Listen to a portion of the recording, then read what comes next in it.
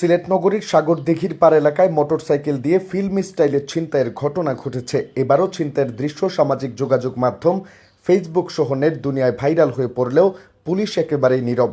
অথচ এর আগে নগরীর হাউজিং এস্টেট এলাকায় প্রকাশ্য ছিনতাইয়ের ঘটনা ঘটলেও সেটারও কোনো কিনারা হয়নি। এই ছিনতাইয়ের দৃশ্য নেট দুনিয়ায় ভাইরাল হয়। সিলেটে একের পর এক ছিনতাইয়ের ঘটনা ঘটলেও ছিনতাইকারীদের শনাক্ত কিংবা গ্রেপ্তারে পুলিশের তৎপরতা অনেকটা ঝিমিয়ে পড়েছে বলে মনে করছেন নগরবাসী। এদিকে ভিডিও থেকে নেওয়া ছবি ছড়িয়ে পড়েছে সাইবার জগতে। অথচ সিলেট মহানগর এলাকা প্রযুক্তির দিক থেকে এগিয়ে থাকলেও কোথায় গিয়ে দাঁড়িয়েছে সেই প্রযুক্তির কল্যাণ, এ নিয়ে প্রশ্ন তুলছেন নগরবাসী।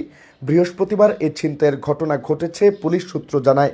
ফেসবুকে ছড়িয়ে পড়া ভিডিও ফুটেজে দেখা যায় সড়ক দিয়ে হেঁটে যাওয়া এক নারীকে পালসার মোটরসাইকেল করে আসা দুই যুবক ঘেরাও করে।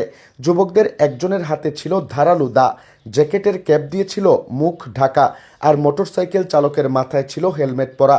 তারা ওই নারীর মোবাইল ফোন, ব্যাগ ও স্বর্ণালংকার ছিনতাই করার চেষ্টা করেন। এ সময় ওই নারীর হিজাব ধরেও টানাটানি করতে দেখা গেছে ছিনতাইকারীদের।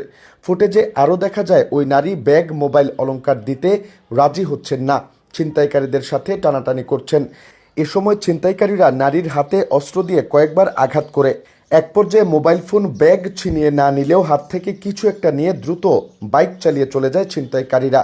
ছিনতাইয়ের বিষয়টি নিশ্চিত করে সিলেট মহানগর পুলিশের উপকমিশনার মোহাম্মদ সাইফুল ইসলাম জানান, বৃহস্পতিবার সকালবেলা ঘটনা ঘটেছে। ছিনতাইকারীদের ধরতে পুলিশের অভিযান অব্যাহত আছে। ইতিমধ্যে পুলিশের একাধিক টিম মাঠে কাজ করছে। তিনি বলেন, সিসি ক্যামেরা থেকেও ভিডিও ফুটেজ সংগ্রহ করে পুলিশের আইপি ক্যামেরায় দেখা হচ্ছে কখন কারা ঘটিয়েছে এমন ঘটনা। এর আগে গত 24 ফেব্রুয়ারি দুপুরে নগরীর হাউজিং এস্টেট এলাকায় প্রকাশ্যে দিন দুপুরে সিএনজি চালিত অটোরিকশা যাত্রী ইয়াসমিন আক্তারের কাছ থেকে ভ্যানিটি ব্যাগ ছিনিয়ে নিয়ে যায় ছিনতাইকারীরা।